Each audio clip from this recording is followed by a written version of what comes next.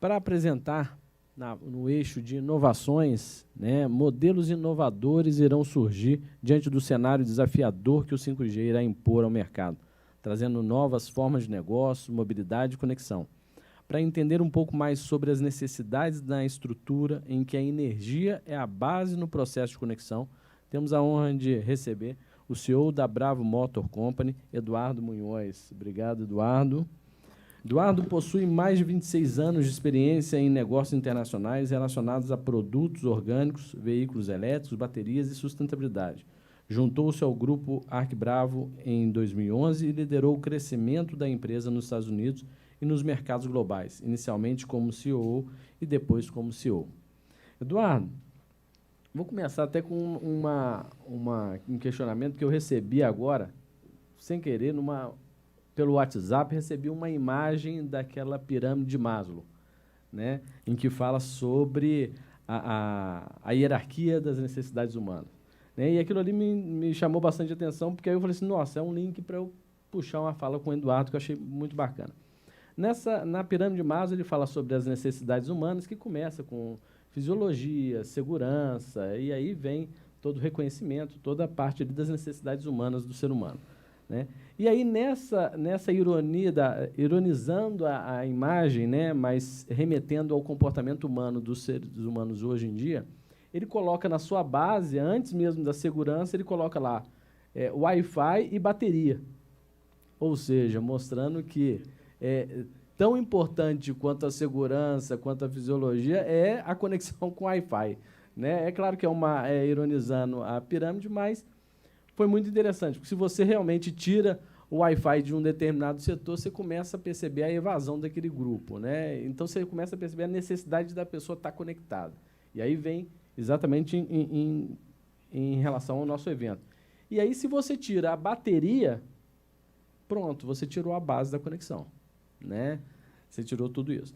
E aí, quando pensamos em áreas que imaginamos, é a mobilidade urbana, com carros elétricos conectados e autônomos, tudo. E quando imaginamos em carros autônomos, pensamos na resiliência urbana, né, que é a capacidade de manter a conectividade desses carros, né, desses equipamentos todos.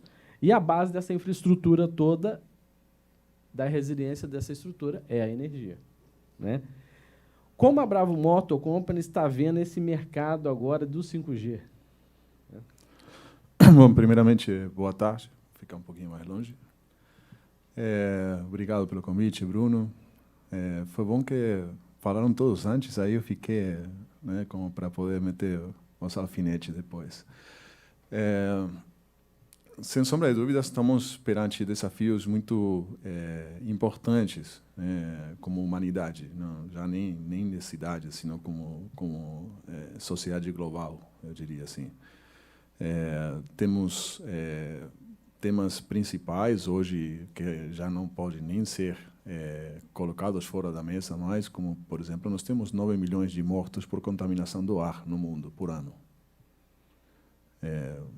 A pandemia nos fez acordar um pouco para a necessidade de cuidar da saúde global e a gente tem décadas que está com esse problema e não fazia nada. Então, o 5G me faz remeter muito a quando se começou a falar de blockchain, né, lá atrás, em 2013,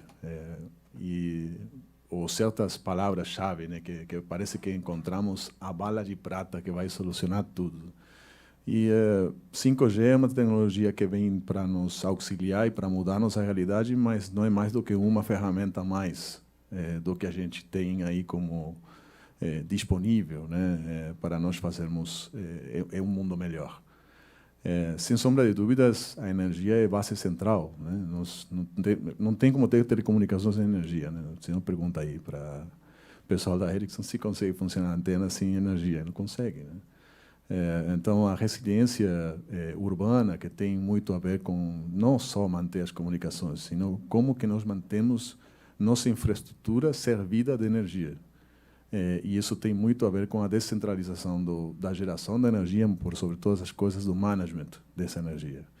Então, o 5G, para nós, é uma espécie de alívio, né, Eu escutava o professor Lúcio, foi muito boa, porque a palestra porque permite a gente começar a entender, pelo menos ao público em geral, né, não nós que estamos trabalhando no setor tecnológico mais tempo e que estamos isso no dia a dia. Às vezes a gente fala, né, e como que a pessoa já está sabendo isso, e não é assim, né? O geral do público desconhece de muitas coisas e provavelmente o nosso maior desafio seja justamente uma questão de educação, uma questão de desmitificar, né, coisas. Mas, principalmente, já indo a respeito à tua pergunta, nós precisamos, número um, garantir que vamos ter energia, porque sem energia a gente não consegue operar nossas cidades, nem nossas indústrias, nem nosso centro de saúde, nem nada, nem sequer garantir o Wi-Fi, né? Mas também nós precisamos garantir que as coisas comecem a ser conectadas de uma forma mais inteligente. O 5G, e assim, eu estou muito de acordo com o que o Mário estava falando, nós não precisamos utilizar um foguete para matar um pombo, né? Precisamos ser mais eficientes no sentido de utilização da tecnologia. Tem coisas nas quais o 5G tem todo o sentido do mundo e tem coisas nas quais provavelmente não. E a gente precisa um pouco começar a pensar um mundo no qual a gente tem pensamento e visão global, mais ação local, e quanto mais descentralizado, melhor, porque já entendemos, né? Eu acredito que já depois de tantas décadas e tantos, já mais de século, né? Acredito que é hora que a gente comece a entender que a centralização de soluções está longe de ser eficiente, longe de ser justa, e, sobre todas as coisas, pouco prática. Então, nós temos hoje, por exemplo, problemas de energia gravíssimos. No nosso próprio estado, temos problemas de acesso à energia, problemas de não conseguir colocar indústrias novas por falta dessa energia, mas, ao mesmo tempo, desperdiçamos provavelmente 70% da energia que é gerada até que chega ao local de consumo e depois outro tanto da porteira para dentro. Então, o 5G vai permitir, sim, em muitos desses casos, nos ajudar a melhorar e muito essa eficiência. E a poder fazer uma conectividade maior, não só do setor de mobilidade, de energia e de comunicações, mas também do setor produtivo. Então, nós precisamos começar a ter integração de...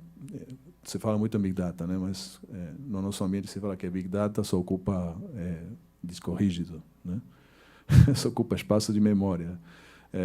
Informação é o que nós precisamos. E para isso, a Big Data que o 5G consegue transmitir precisa ter inteligência artificial, blockchain e outras tecnologias que consigam transformar essa informação, esse volume de dados em informação.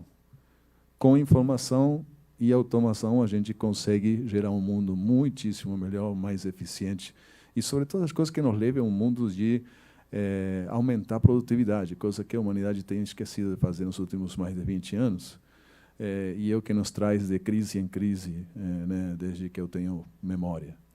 Então, eu me estendi para caramba em outras coisas, mas eu acho que tem muito a ver a questão de não pensar as coisas em caixinhas, né? E sim começar a quebrar as caixas, tirar as coisas dentro da caixa e começar a unir de uma forma mais inteligente aquelas ferramentas que temos sabido criar, mas muitas vezes a gente não consegue integrar. Eduardo, recentemente vocês assinaram, né, a Bravo Moto assinou um acordo de cooperação com a Rockwell, né, a Rockwell Automation. O que significa isso nesse momento para vocês? Bom, para começar, é um fato extremamente importante para nós. A Rockwell Automation tem já seus séculos de história, tem estado nos momentos mais importantes das nossas indústrias, pelo menos no que é fabricação de baterias e fabricação de veículos. Mas, por sobre todas as coisas, e já ligado ao 5G, é uma empresa muito especializada no que é sensores, atuadores, integração de software, eficiência. conectividade de empresas e da própria empresa em indústria 4.0. Então, para nós, além da aposta forte de uma empresa multibilionária na nossa atividade em Minas Gerais, é que, sem sombra de dúvidas, um selo de qualidade no que diz respeito a eliminar mitos contrários, né? Então, é como que quem não acreditava agora acredita. Tem pessoas que faz muito tempo que não mandaram uma mensagem para mim, que começaram a mandar a partir do dia 27. Então, significa tudo isso, né? Que significa aparecer citado em entrevistas, significa hoje justamente a UNCTAD, né, das Nações Unidas, nos menciona em seu repórter econômico global, e isso aí para nós é motivo de muito orgulho, e acredito que para Minas Gerais também. Obrigado, Eduardo, pelas colocações. Vamos dirigir agora algumas questões direcionadas em conjunta com mais de um painelista, né? O Carlos, Marcelo, pode colocar ele para a gente? Eu vou dirigir ao Carlos e aproveitar que foi feito alguns comentários com relação ao laboratório. Carlos, obrigado. Falamos aqui de alguns laboratórios, né, na Vale e na BH Airports, tá? Além de uma rede privada utilizada na Vale, né? Existe alguma faixa de frequência restrita para esse uso, visto que não são áreas que vão ser ocupadas pelas operadoras, muitas vezes vão ser ocupadas por uma rede privada montada pela Vale, uma rede privada montada dentro, às vezes, do próprio BH Airports. Não sei se existe alguma faixa de frequência restrita para esse uso. Como funciona? Oi, Bruno, obrigado. Sim, existe no mesmo processo em que aprovamos o edital do 5G, foi aprovada uma resolução que prevê a faixa de 3.700 GHz a 3.800 MHz como uma faixa dedicada, são 100 MHz, né, para serviços, redes privativas usando o 5G. A outorga para conseguir isso é uma outorga de SLP, que significa Serviço Limitado Privado.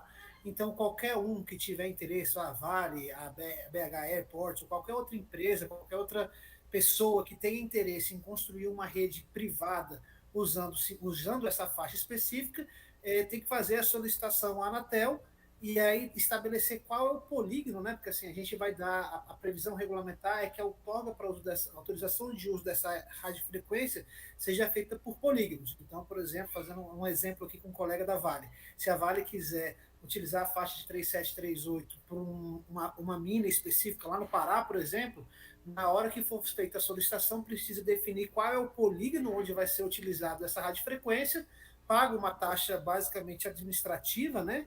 E aí tem um direito de uso.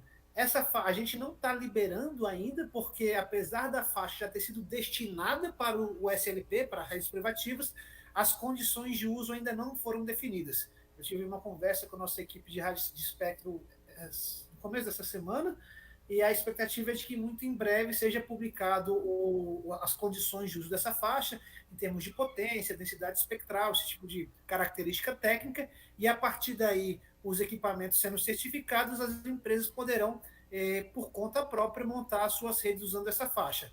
É óbvio que existe a possibilidade também de fazer redes compartilhadas, né, contratar a construção, manutenção e operação de uma rede com uma prestadora celular, Vivo, Claro, TIM, enfim, qualquer uma, mas agora, com essa decisão, existe também a possibilidade de desenvolvimento de redes próprias, utilizando essa faixa de 3738, que é uma faixa bastante adequada para a rede 5G. Obrigado, Carlos. Mário, você quer complementar alguma coisa?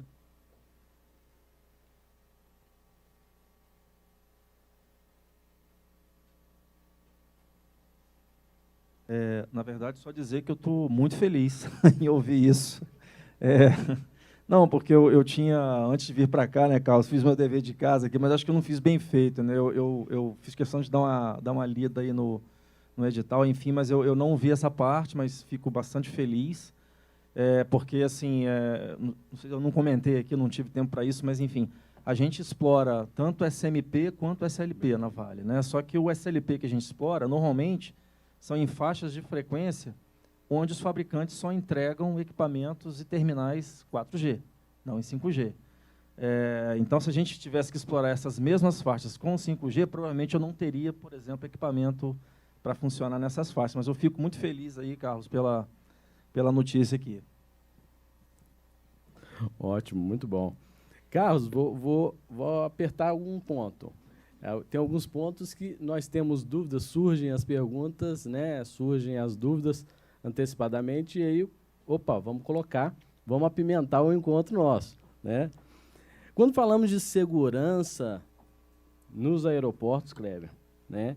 Além da segurança, você citou aqui a segurança do translado, a segurança das bagagens, das pessoas ao longo do aeroporto, é inevitável que a gente pense também na segurança das aeronaves, né? E, recentemente, foi alvo de discussão o risco de interferências nos altímetros das aeronaves, citado até pelo professor Luciano Leonel aqui. Certo de que essas são algumas preocupações das agências do Brasil, né? A ANAC, a Agência Nacional de Aviação Civil, da Anatel, né? Que preservam pela segurança da população. Tá? O que foi realizado aqui no Brasil? O que tem de diferente com relação aos Estados Unidos, que é onde houve esse incidente? Obrigado, Bruno. Bom esclarecer esse ponto, porque, na verdade, só por esclarecimento, não houve qualquer incidente ainda nos Estados Unidos. Houve uma preocupação do órgão que cuida da aeronavegabilidade lá em relação ao uso da faixa do 5G lá nos Estados Unidos. Só que existem diferenças muito importantes, né? A faixa que os Estados Unidos estão usando para o 5G não é a mesma que o Brasil está utilizando. Então você tem uma faixa uma faixa onde funcionam os altímetros, e você tem uma banda de guarda, ou seja, uma distância no espectro radioelétrico em relação a onde é utilizado o 5G. Nos Estados Unidos, por uma questão de ocupação da faixa de 3,5 por outros sistemas, inclusive sistemas militares, a distância entre a faixa de funcionamento dos altímetros e a faixa de funcionamento do 5G é de 100 MHz. É uma faixa que dá algum nível de segurança, é uma distância que dá algum nível de segurança, mas quando a gente está falando de risco à vida, é óbvio que temos que ser muito precavidos. No Brasil, a distância entre a faixa do altímetro e a faixa do 5G é de 500 MHz, ou seja, 5 vezes maior que a distância que há nos Estados Unidos. Mas, apesar disso, nós estamos em contato direto com os técnicos da ANAC, nossa equipe aqui de espectro com a equipe de aeronavegabilidade, e nós colocamos em consulta pública recentemente, há 2 semanas atrás, se não me engano, algumas condições de proteção para a aeronavegabilidade e para os rádios de altímetros. Então, basicamente, o que nós estamos em debate com a sociedade, e aí seria importante o Inatel, o CREA participar desse debate, é colocar condições de implantação de estações 5G perto das cabeceiras dos aeroportos, com uma redução de potência e uma limitação de tilt, para que não haja emissão de sinal além da linha do horizonte. Então, você teria os feixes do 5G apontados para o chão, de forma que, associado a essa banda de guarda de 500 MHz, nós entendemos que o risco está devidamente mitigado. Além disso, foram feitos testes de laboratório e testes também com a Embraer, justamente para testar a questão dos radioaltímetros. Então, assim, é uma questão que, da nossa perspectiva e nas interações com a ANAC, o Brasil tem uma situação muito diferente da situação dos Estados Unidos, com um perfil de risco significativamente menor, e de tal forma que nós entendemos que, nesse momento, as informações que nós temos é que não há qualquer risco à vida dos usuários do transporte aéreo. Obrigado, Bruno. Kleber, gostaria de fazer alguma colocação? Não, acho ótimo. Acho que o Carlos foi super preciso e super didático. Eu acho que isso foi muito importante. Existe uma situação muito peculiar nos Estados Unidos que envolveu justamente essa questão militar, que eles usaram uma banda mais próxima do 5G e dos altímetros. E aqui no Brasil é completamente diferente. A gente está falando... Você tem a banda onde tem os altímetros das aeronaves aqui, você tem a banda do 5G. Carlos comentou, que é a banda de guarda, né, que dá uma segurança aqui, que são esses 100. No Brasil são 500. Então, é completamente diferente. E é legal isso estar sendo feito no âmbito e é legal da Anatel, como telecomunicações, mas aí eu posso falar como aeroporto, como o ANAC.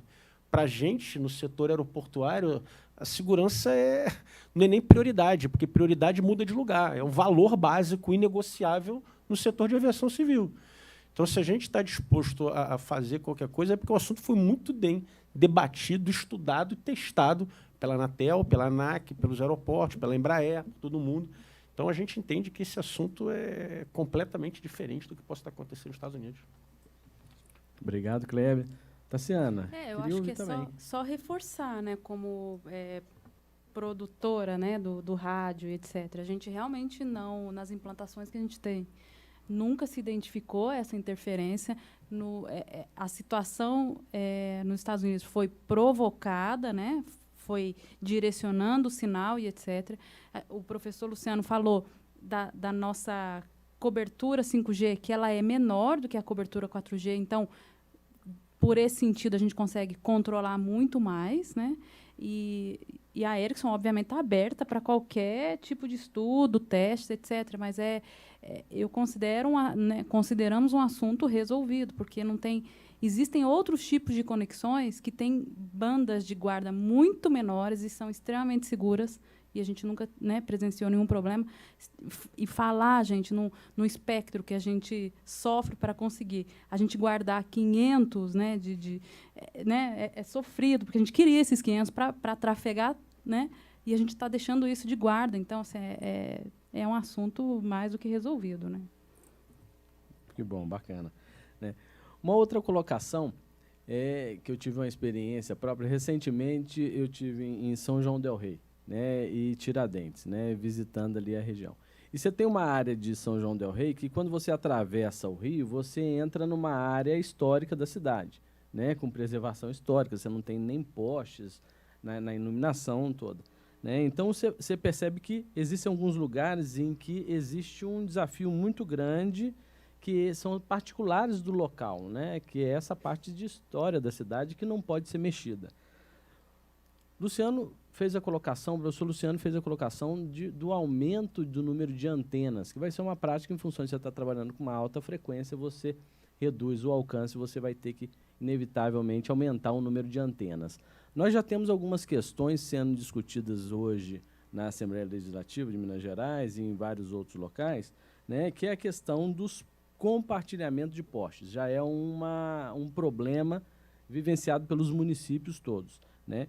E, atrelado a isso, você ainda tem o processo da lei de antenas, né, que em alguns municípios ainda nem foi implementada a lei de antenas. Né?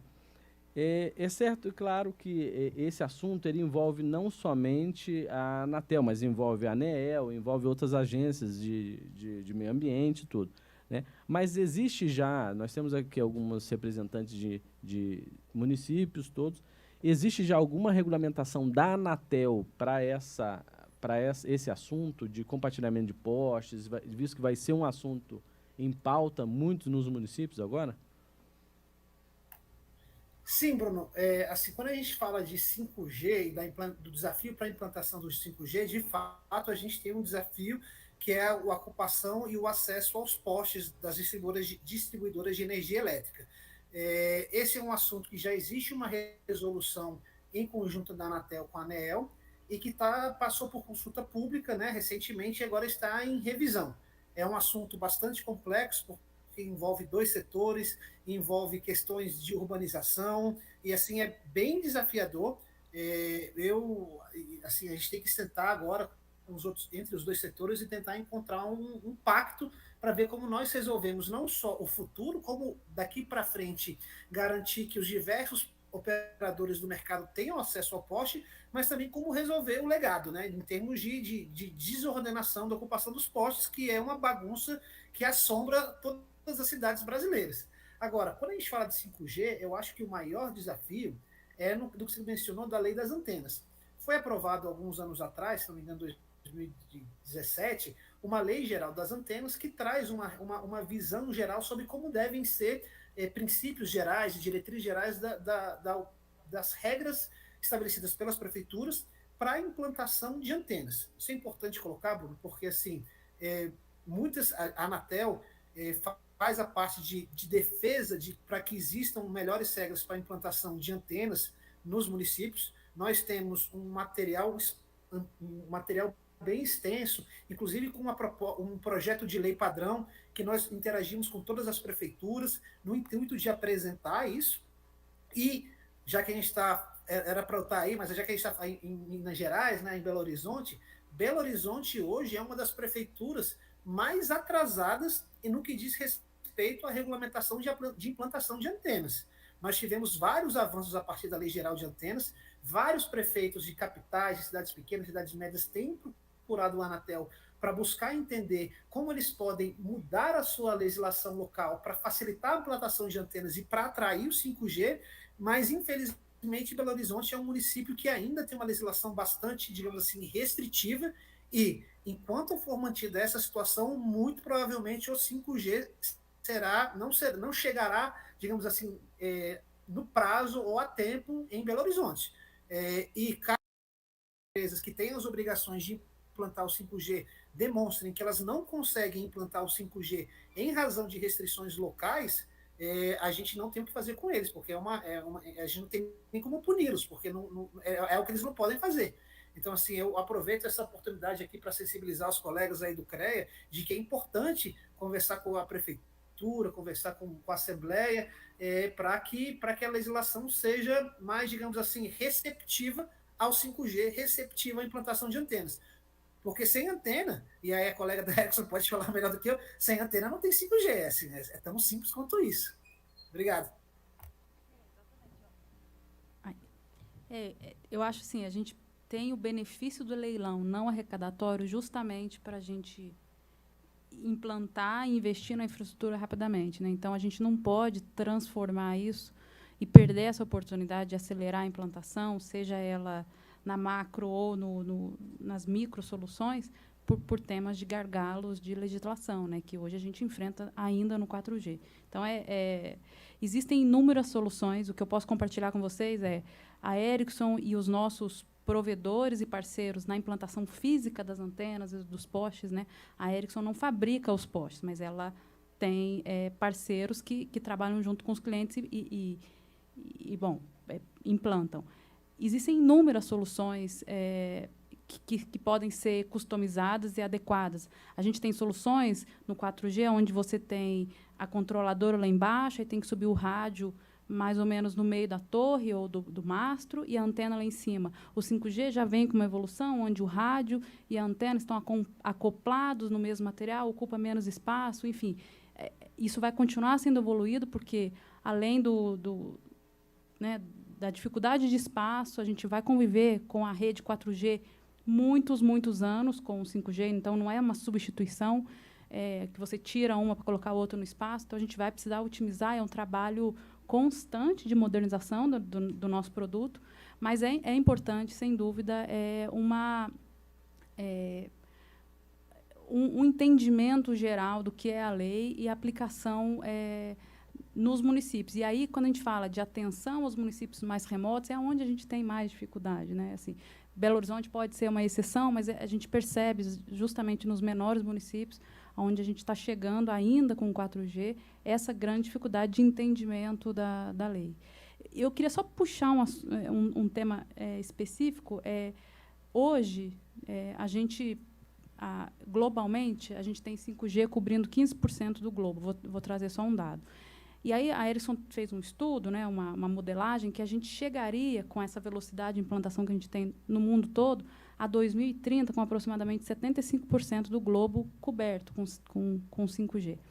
Quando a gente pensa no benefício que a digitalização, a transformação digital dos setores, eles trazem para a sustentabilidade do mundo, né, para atingir as metas de emissão zero de carbono, e etc., a gente vê a digitalização, essa transformação, como um importantíssimo aliado, como o nosso colega comentou.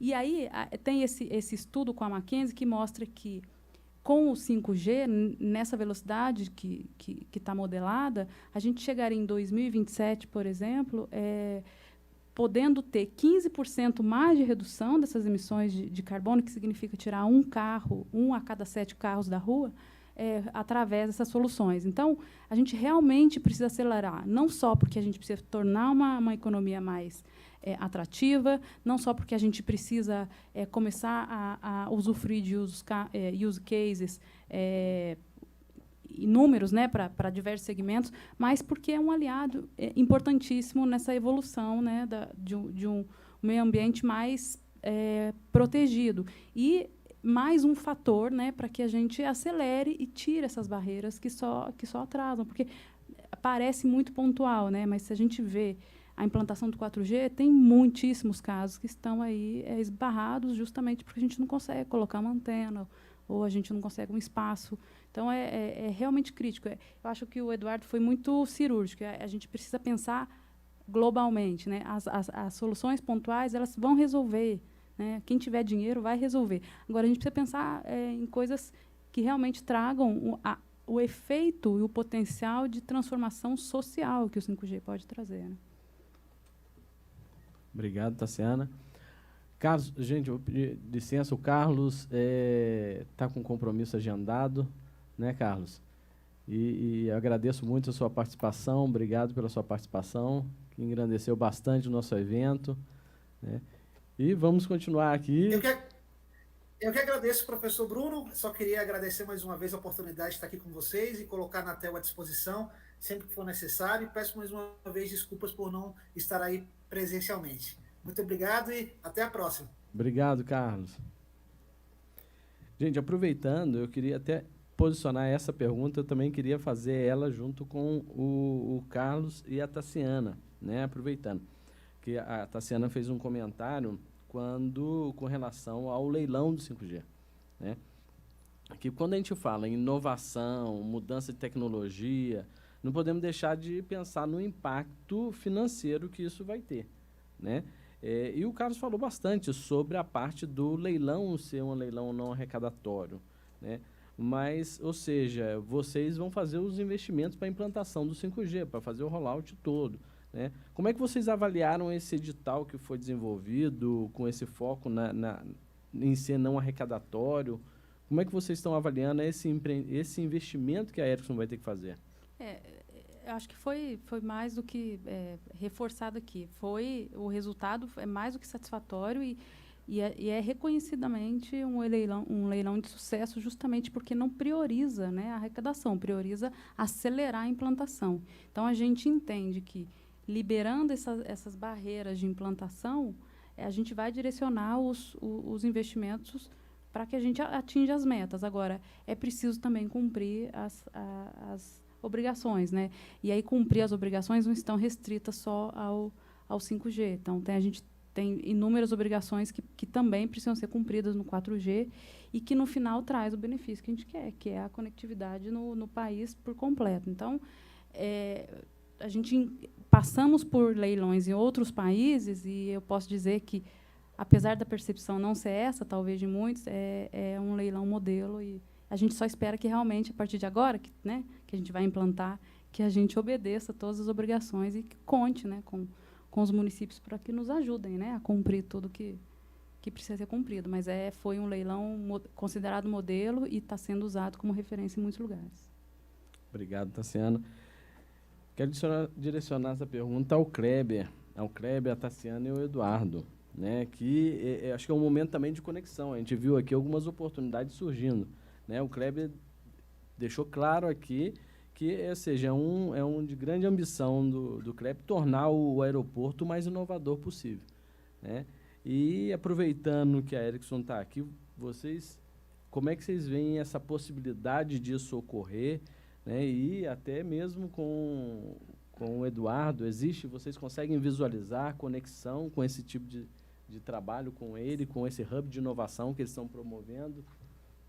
Eu começo aqui, tá, Eduardo?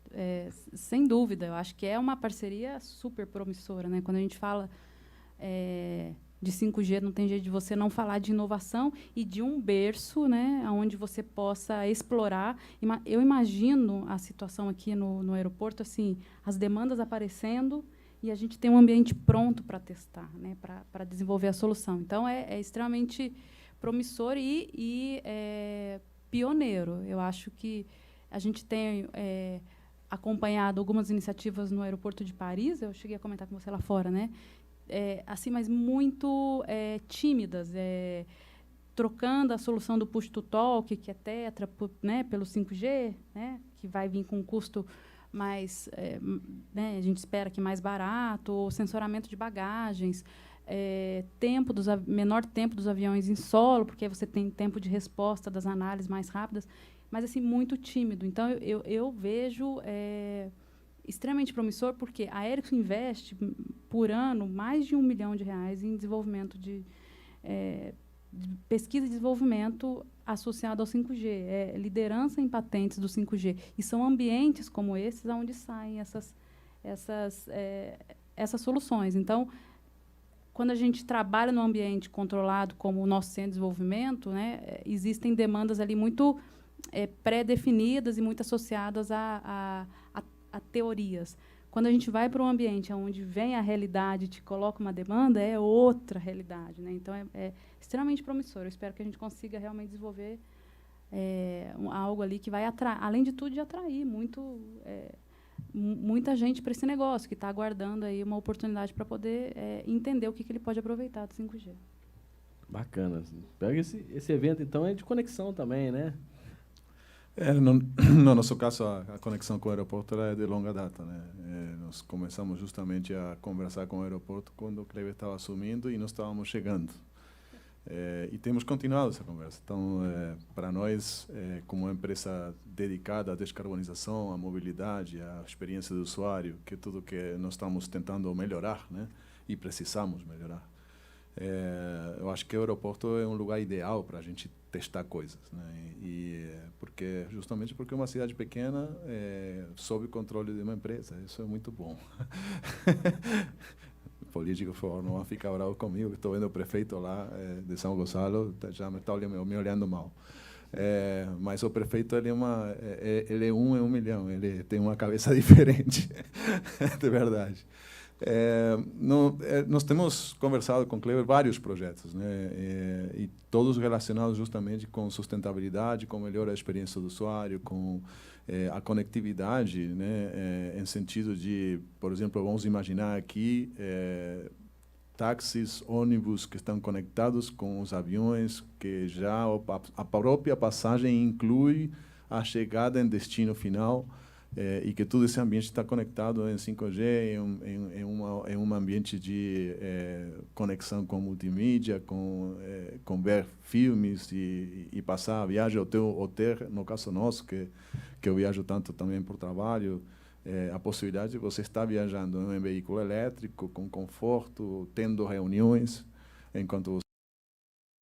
A gente perde muito tempo, cara, saindo de onde a gente vai até o aeroporto, passar por esse processo todo de check-in e demais, até que sobe no avião e depois chega em destino e ainda tem todo esse outro processo que é a chegada, né?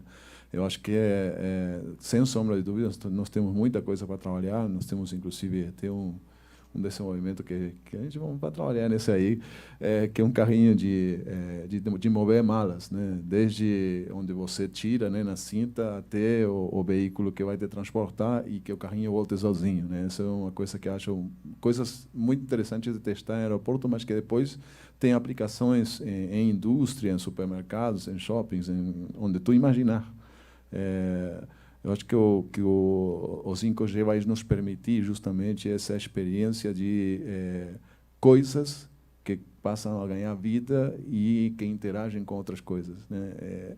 Essa questão do IoT, que é justamente o que o Luciano falava muito bem, que é essa capacidade do 5G de partilhar, né, de ter pedaços, né, de banda que são dedicados a uma atividade específica, são coisas com a capacidade, assim, quebra a minha cabeça, porque as possibilidades se abrem de uma forma única e ímpar, né? Porque a internet das coisas não é internet, né? É uma rede que conecta coisas que não está conectada com a internet e nem deve estar por uma questão de segurança até. A pena que o Carlos foi embora. Eu queria perguntar se tinha uma reserva de banda para veículos, né? Mas depois tu pergunta por mim. Eu acho que a Tassiana e o Eduardo foram super felizes. A gente tem a ambição, hoje aqui, a gente já tem um aeroporto super bem avaliado. A gente hoje já tem, por exemplo, uma certificação de aeroporto verde. Existe uma instituição que é a Airport Council International, que ela monitora, por exemplo, aeroportos que estão comprometidos com os objetivos OSD da ONU e da meta de descarbonização 2050. Na América Latina são 18 aeroportos que têm isso. E no Brasil, somente 2 já estão na escala Level 2, que é não só de monitoramento, mas de redução de emissão de carbono. E a BH Airport é um deles. E eu vejo claramente o link dessa questão, não só da inovação, que com certeza ela abre um manancial de possibilidades infinito, mas juntando o que o Eduardo comentou, como a gente consegue quebrar barreiras, conectar e fazer com que a gente, como sociedade, como humanidade, a gente possa fazer coisas melhor. E não vai ser só em questão de eficiência e produtividade, mas vai ser exatamente nesse tipo de questão. Então, vai passar pela questão da energia. Então, hoje a gente tem discutido como a gente vai poder, por exemplo, fazer com que esse crescimento aconteça. Então, por exemplo, hoje 100% da energia que é usada no aeroporto, 100% é auditada de fonte renovável. Só que a gente quer melhorar a nossa matriz. Todo esse crescimento que a gente vai ter necessidade de crescimento. Então, será que a CEMIG vai estar preparada? Então, a gente está buscando alternativas de outras fontes para fazer. Então, esse tipo de interação e de conversa entre diversos atores, comungando de interesses e de valores genuínos e em prol da sociedade, eu acho que esse tipo de evento é muito rico. Então, é bom saber que está todo mundo remando junto para um bem maior. Se tu permitir, vou pular nessa. Eu acho também que a questão da sustentabilidade ela vai se ver muito beneficiada pelo 5G. Então, essa possibilidade que nós temos, e tendo a Vale aqui, tenho conversado com colegas do Mário nessa questão de sustentabilidade, nas necessidades de baterias e o quanto é importante para eles, como empresa, reduzir suas emissões, obviamente que é por decisão própria e por pressão do mercado. Hoje o mercado está muito demandante em questões de ESG. E a conectividade ela é libertadora, eu diria, né? É uma característica, é uma ferramenta que nós temos para reduzir inequidade, para a mobilidade que às vezes é vista como uma coisa supérflua. Nós temos já direitos básicos. Tu falou da curva de Maslow, achei graça porque, como te disse outro dia, acho que eu vi isso, a primeira vez que eu vi, né, a curva de Maslow foi em 1990. Eu gostaria que fosse muito depois, mas na verdade é que foi nessa época. Nós, como humanidade, temos conseguido elevar a vara, né? E muito, né? Naquela época era comer, de repente, básico. Hoje, básico é educação, é uma melhor educação, é acesso à informação. Então, eu acho que o 5G justamente pode nos permitir isso, uma interatividade muito maior, que professores melhores consigam dar aula para mais alunos de uma forma muito melhor. Nós podemos fazer dessa ferramenta uma coisa assim bem significativa para o crescimento da sociedade como um todo. Mas também queria deixar essa mensagem que eu falava justamente antes do evento. Os veículos de mobilidade, né? E tem um estudo do MIT que diz que na ausência de transporte público de qualidade, a pessoa pode ser pobre, e na presença de transporte público de qualidade, a pessoa pode sair da pobreza para passar a uma classe superior. Então, a mobilidade, que é o aeroporto, graças a Deus, viaja cada dia mais pessoas de renda menor, né? Antigamente só viajava pessoa rica de avião. A mobilidade ela é um direito humano, é central. A mobilidade gera a mobilidade social, e o 5G pode fazer com que essa mobilidade seja muito mais em conta e de melhor qualidade. Então, eu acho que essas são coisas assim, fundamentais para a gente começar a focar, inclusive porque, por exemplo, o veículo, com esse tipo de tecnologia, deixa de ser um veículo no conceito antigo, para passar a ser uma infraestrutura central da vida da cidade. O veículo elétrico compartilhado, conectado, né, elétrico compartilhado, conectado e autônomo, que isso é como a gente enxerga o veículo do futuro, é um veículo que armazena energia em certas horas do dia, entrega energia em certas outras, movimenta pessoas, movimenta mercadorias, transmite informação. Nós temos um problema de antenas, pois temos milhares de veículos andando pela cidade inteira. Por que esses veículos não podem ser antena? Então, temos que começar a pensar bem fora do que nossos conceitos convencionais nos permitem, para ter uma cidade muito melhor e fazer um bom uso, né, e jus a uma tecnologia como 5G, que é muito superior ao que a gente está pensando em usar. Claro, claro. Explorar aí. Eu fiquei com ciúme que você me deixou fora aí Não, porque dessa parceria aí, essa né? aqui agora, então vamos colocar no meio. Mas eu te incluí, Mário. Você me incluiu. Eu te incluí. Aliás, Eduardo, eu anotei aqui que eu vou levar essa frase lá para dentro. Conectividade é libertadora. Sensacional, cara. Sério. Botei entre aspas aqui. E é por aí mesmo. Pensando no contexto da nossa sociedade, né, no momento que a gente vive, cara, é libertadora, né? Leva educação, leva saúde, leva cidadania, né? Então, realmente, é a frase perfeita. Anotei aqui para não esquecer. Mas, eu fiz uma brincadeira, obviamente, Bruno, mas, assim, a gente acabou de assinar o nosso contrato do laboratório lá em São Paulo, né? Com o IPT, que é uma instituição de pesquisa do governo de São Paulo, anexo lá à USP, né? Temos, obviamente, parceria lá com fabricantes, etc., mas a gente tem dois modelos lá. A gente tem um modelo privado, digamos assim, né, onde a Vale vai desenvolver e testar soluções que a gente demanda, né, mas a gente tem um modelo de inovação aberta, né, que é onde o IPT entra e todo um ecossistema para a gente, de fato, ajudar a alavancar a produtividade no país, né. Então, por que não criar uma rede, né, de inovação? Né? Pensando no hub aqui, a gente conecta lá, conecta vocês aqui no aeroporto. Essa semana eu fiz uma reunião com um gestor do ITV, né, que é o Instituto de Tecnologia Vale lá do Pará, que o foco deles é meio ambiente, né? Inclusive, o cara me botou um desafio de monitorar morcego. Eu falei, cara, esse vai ser um super desafio, mas vamos lá, enfim, porque toda a questão das cavernas e tal, né?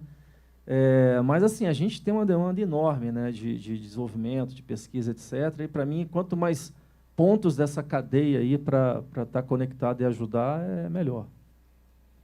Legal, bacana, mas não vai ficar de fora, não. Né? Vamos pensar. E quando a gente fala... Bora nos encontrar todos no Centro de Inovação do Aeroporto, então. Eu quero estar nessa também, gente. Olha lá, quando a gente pensa... O Eduardo fez um comentário aqui, né, dos carros autônomos, né, e em área restrita, e até puxando agora para você, Mário, quando a gente fala de carros autônomos nas áreas restritas, é um cenário, né? Nós temos um cenário controlado, tudo. Já quando a gente já muda para o aeroporto, é um outro cenário. Não é controlado, mas não tanto quanto uma área de mineração, onde você não tem a circulação de tantas pessoas ali, né? Praticamente você não tem circulação de pessoas andando ali, né? Mas quando a gente vem para um cenário dos centros de cidades, pronto, o cenário muda completamente. Né, quando a gente fala de carros autônomos, tudo, né? Então, é um cenário completamente desafiador, você trazer carros autônomos, né, para dentro de uma cidade. Né? Como é que vocês estão hoje? Existe já algum trabalho, está sendo discutido, alguma regulamentação nesse processo de trazer os carros autônomos? Quais vão ser as etapas de se trazer os carros autônomos? Porque, às vezes, muitas pessoas pensam o seguinte, que trazer os carros autônomos, então, amanhã eu vou chegar ali na rua, ali, implementou o 5G, a Tassiana liberou o 5G, né, colocou o 5G lá na Ericsson e, de repente, vai aparecer carros andando aí sem motorista? Né? E existe uma etapa, né, um processo, né, de níveis nesse processo. Como é que funciona? Nós fomos parte dos grupos que discutiram a lei da Califórnia, que foi uma das primeiras, lá por 2014, se não me lembro mal. É uma questão de definições legais. Não tem limitações tecnológicas. Por exemplo, se tu me perguntar se um carro autônomo pode andar sem 5G, tranquilamente. Não tem relação, não tem nada a ver. É uma questão de hardware, software, actuadores e sensores que não tem relação com o 5G. É mais, ele poderia estar até sem conexão e ele conseguia andar e interagir com o seu médio, né? Obviamente que temos um desafio, né? Um desafio aí que nós estamos... você tem diferentes níveis de autonomia, né? Level 1, 2, 3, 4. 4 é quando você já tem um veículo que, se você colocar um destino, ele vai sozinho até esse destino. E isso tem um nível de tecnologia elevado e são sistemas caros que, obviamente, a Vale consegue amortizar porque tem... O motorista, nessa função, está tirando o motorista de uma função perigosa, tem uma série de riscos que eles estão eliminando. Então, quando tu faz a conta, que importa se custou 40 mil, 50 mil dólares o sistema, né? Então, você paga sozinho. Então, em veículos de trabalho, o sistema autônomo ele é viável economicamente, é viável tecnicamente. Em um sistema restrito como o aeroporto, ele poderia funcionar tranquilamente. O problema já é mais... o problema da tecnologia autônoma não é um problema tecnológico, é um problema de interação com humanos.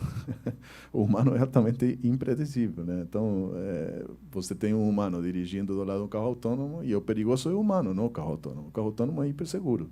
Ele não se distrai, não pensa se a mulher vai brigar com ele, se a sogra vai fazer conspiração, ou o sogro, não vamos discriminar aqui. Não se extrai, não tem pensamento de cabeça voando para uma outra coisa, não bebe, não se droga, não fica vendo mensagem no WhatsApp.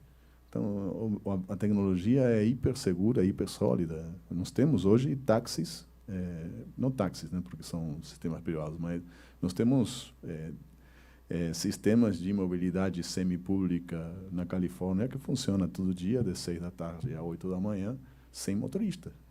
Já está funcionando. Eu vejo carros autônomos em Silicon Valley desde 2014, né? Que tem veículos circulando, e desses veículos fizeram milhões de milhas, e só tem, acho que, 4 acidentes, e foram 4 batidas por trás de um humano. Então, a tecnologia está muito sólida. Precisamos, obviamente, vamos para trás. O Brasil não tem uma legislação hoje sobre veículos elétricos. Então, imagina sobre veículos autônomos. Então, ninguém sequer pensou nisso. Também não precisa inventar muito, né? É só ver o que a Califórnia já fez. Hoje, o computador que comanda o veículo autônomo é considerado motorista, legalmente. Então, porque, afinal de contas, é accountability, né? Uma questão de quem é o responsável se tiver um acidente ou se falhar. Que essa é outra discussão. Bom, a todos os efeitos, é quem instalou o computador no veículo. Ponto. Acabou. Então, vai acontecer, sem dúvida, em ambientes fechados, fábricas, minas, aeroportos. Isso pode acontecer já, agora, né? Inclusive elétrico. Tá? Em cidade, vai acontecer primeiro nos BRTs, né? Ambientes mais, com menos variáveis possíveis de risco, né? Você tem que entender que o veículo autônomo tem um LiDAR que mide 180 metros ao redor dele e faz um modelo 3D de toda essa realidade e consegue prever trajetórias. Quanto melhor que o humano é muito melhor. Então, inclusive, até como bem o Mário estava falando, poupa combustível, poupa pneu, poupa de tudo, porque o ciclo de condução é quase perfeito, né? A programação é feita para ele ser eficiente. O humano não é eficiente. Então, a realidade autônoma ela vem aí para chegar. Quem pensa que vai ser carros privados com sistemas autônomos, isso aí seria um appliance de luxo, né? Seria um acessório de luxo para um carro muito caro. Tem sentido? Provavelmente nenhum. Mas em veículos de trabalho, em veículos nos quais o veículo pode ser um perigo para a própria sociedade e demais, nós temos aí uma redução drástica de acidentes só pelo fato de termos veículos que têm um sistema de freagem automática para não bater no carro da frente. E isso está acontecendo já há anos, né, nos Estados Unidos. Quase todos os carros hoje já saem com um sistema de freagem automática. Tu não consegue bater contra o carro da frente nem que tu feche o olho e não olhe mais. O carro vai frear sozinho. Vai frear meio brusco, mas vai frear sozinho. Então, eu vejo, sim, veículos autônomos chegando a uma velocidade muito maior do que muitos enxergam, e principalmente porque os operadores de frotas vão ter uma poupança econômica tão grande E você sabe que o órgão mais sensível do ser humano é o bolso, né? Então, quando as empresas comecem a ter reduções importantes de custo, risco e demais, porque um veículo autônomo vai ter seguro mais barato, o cara não fica doente, não falta. Então, em delivery e veículos de trabalho, ou seja, veículos de trabalho, que é o que a Brava Motor Company faz. A gente não se dedica a fazer veículo para particulares porque a gente não acredita em mobilidade privada como futuro da mobilidade urbana. E já tem muitos fabricantes de veículos individuais que são muito bons nisso. E a gente não pretende entrar nesse mercado. Mas táxi, vans, ônibus, veículos de delivery, caminhões, essa sim é nossa praia. Isso aí é uma coisa que a gente aponta com força, porque o veículo elétrico tem uma redução de custo operacional de mais de 70%. Então, dito isso, e dita as consequentes eliminações de emissões, a conta fecha. E, obviamente, aí o 5G ajuda muito, porque isso aí nos ajuda, por exemplo, em sistemas que nós criamos, né, os veículos, inclusive estamos até conversando com outros fabricantes, de vender veículos elétricos que já saem com a característica de poder, por telemetria e transmissão de dados, com uma plataforma existente, escrever sobre blockchain créditos de carbono que são vendidos no mercado internacional. Então, o veículo elétrico, comparado com outro, ele é mais caro, mas ele está se pagando sozinho. Então, tem muita coisa para a gente fazer. Isso, eu acho que se tem uma coisa que eu posso agradecer a Deus, é estar vivo nesse momento da humanidade. Um momento que nós temos tudo para fazer coisas certas. Espero que a gente acerte, porque, ultimamente, não vemos acertando muito, não. Mas temos todas as condições de criar um mundo melhor. As ferramentas estão todas aí, a gente só não faz se não quiser. Esse é outro assunto apaixonante também, né? Eu vejo 3 fatores aí importantes para que esse assunto alavanque, assim, falando obviamente globalmente, né? O primeiro é a infraestrutura, né? Ou seja, quando você vai numa malha viária americana, por exemplo, né? É literalmente uma malha, né? Então, para um carro rodar ali autônomo, né? Com toda a previsibilidade que ele precisa, obviamente ele também toma decisões, né, mas com a previsibilidade mínima que ele precisa, fica muito mais simples quando a gente pensa aqui, por exemplo, no Brasil, né? Tem alguns colegas aqui da Vale, aqui na plateia, que conhecem bem o quanto que se impacta, né, o veículo autônomo rodar, na eficiência dele. O segundo aspecto que eu vejo é cultural, né, o Eduardo pontuou muito bem, né, o problema não é a máquina, o problema é o ser humano, é o cara que está do lado, né? E aí também acho que varia de cultura para cultura, né? Então acho que alavanca ou acontece mais rápido em um país do que no outro, ou irá acontecer. E o terceiro é até uma questão de ética, né? Eu não sei como que isso, eu não acompanhei essa pesquisa, talvez o Eduardo tenha mais informações para trazer, né? Há uns 4 anos atrás a Google fez uma pesquisa aberta para ajudar na criação do algoritmo de tomada de decisão dos carros autônomos, né? E que tomadas de decisão são essas? Então, eu sou um carro autônomo, eu estou andando nessa via, né? Passa uma senhora na minha frente, e eu só tenho uma via, eu não posso ir para o outro lado. E em cima da calçada tem uma criança no ponto de ônibus, né? O que eu faço? Eu atropelo a senhora, eu jogo o carro para a calçada e atropelo a criança, né? Então, tem questões éticas aí envolvidas nesses algoritmos que eu sinceramente não acompanhei, eu participei, mas não acompanhei o resultado disso e o quanto que isso influenciou nesses algoritmos, mas enfim, ainda assim, eu acho que o humano ainda atropela e mata mais do que qualquer máquina dessa aí, né? Apesar de não ter ainda volume, mas eu acredito que sim. Mas é um assunto bem... É um assunto bastante polêmico. E aí começa a envolver até o seguinte, a partir do momento que atropelou alguém, aí a culpa é de quem? De quem é a máquina ou é de quem está presente como passageiro, né? Então, vai ser do cara de TI, né? Programa, vai com ser certeza. Do cara de TI. Tassiana, eu acho que tem até uma colocação, né? Acho que o pessoal comentou quando a gente falou sobre compartilhamento de postes. Eu não sei se você comentou, mas eu acho que você deve ter, a Ericsson deve ter soluções já preparadas com foco em mitigar esse tipo de problema, né? Minimizar ao máximo a poluição, o impacto visual, visto que hoje, na hora que a gente vai para a rua aqui, você pega um poste, esse poste está caindo, cheio de fios de fibra ótica, tudo. A Ericsson tem alguma solução já para minimizar o máximo possível isso? A Ericsson, junto com os parceiros de implantação física, né?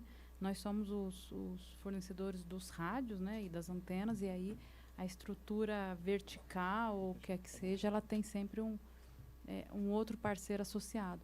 E sim, tem soluções de camuflagem, de redução da solução física, né, uma antena menor, um rádio mais acoplado, mas ainda no Brasil isso é muito tímido, né? A gente vê, por exemplo, em Copacabana, a gente tem cobertura 4G em postes baixos, né, para cobrir realmente toda a orla. E ali está bem... Aí não é, né, quem conhece, quem olha, sabe que aquilo ali não é um poste, mas foi uma solução customizada. A gente tem, por exemplo, totens em shoppings para cobrir, fazer coberturas menores, ou em soluções que você coloca a antena em pontos de ônibus, camufladas, enfim. São inúmeras, né, as soluções, e isso pode ser customizado. Mas eu acho que falta, talvez, uma legislação que exija que isso aconteça, né? E isso é muito mais um desejo do dono do prédio, do local que não quer que aquilo fique feio, do que realmente gerando impacto ambiental. Por isso que eu acho que a gente precisa ter, assim, a lei da antena poderia, né, ser um pouco mais específica nesse sentido, porque isso realmente traz outros benefícios do que deixar isso na mão só do dono do ambiente. Então, acho que a gente ainda precisa explorar no Brasil legislação em relação a isso, para que esse trabalho ele seja mais diverso. Hoje é muito pontual quando a gente faz algum trabalho de camuflagem. Então, em Fortaleza, a gente tem algumas antenas em formato de coqueiro, mas chega a ser até turístico, porque não é algo comum, né? Assim, fizemos aqui, tira umas fotos e tal. Então, acho que precisa realmente desenvolver isso. Leis, né, que façam todo esse trabalho de cuidado da instalação, além do que eu já comentei, que é a gente ter conexão com respeito ao ambiente. Então, buscar soluções que realmente reduzam o espaço, o consumo de energia naquele, né, otimizar ao máximo possível esses locais onde a gente está instalando a infraestrutura, para que a gente consuma o menor possível de energia e etc., né, além do que a gente está irradiando ali. Bacana. Obrigado, Tassiana. Senhoras e senhores, estamos chegando ao fim do nosso painel, né? Eu queria passar a palavra a vocês para as considerações finais, né? Por favor, Eduardo, vamos começar de lá, que a gente já vem. Vou ser bem curto, que eu sei que tem alguém que está querendo ir embora aqui. Está precisando. De fato, eu tenho gente em casa que vai chegar antes do que eu acho. As considerações são que eu espero que... E eu fiz algumas anotações aqui que eu queria até deixar, né, porque eram justamente dentro das atividades que a Tassiana estava levantando, né, cidades, agrosaúde, pessoas, né, consumidor. Eu acho que indústria vai ser muito importante, e especialmente a área de descarbonização e ambiental. São áreas que vão precisar de muito de utilizar essa tecnologia para garantir, sobretudo, controle, governança. Eu acho que essas questões são centrais da boa utilização dessa tecnologia para uma cidade melhor, e espero que a gente consiga ter muita interação nesse próximo tempo, né? Todos nós aqui, os quatro, acho que a gente precisa conversar muito ainda.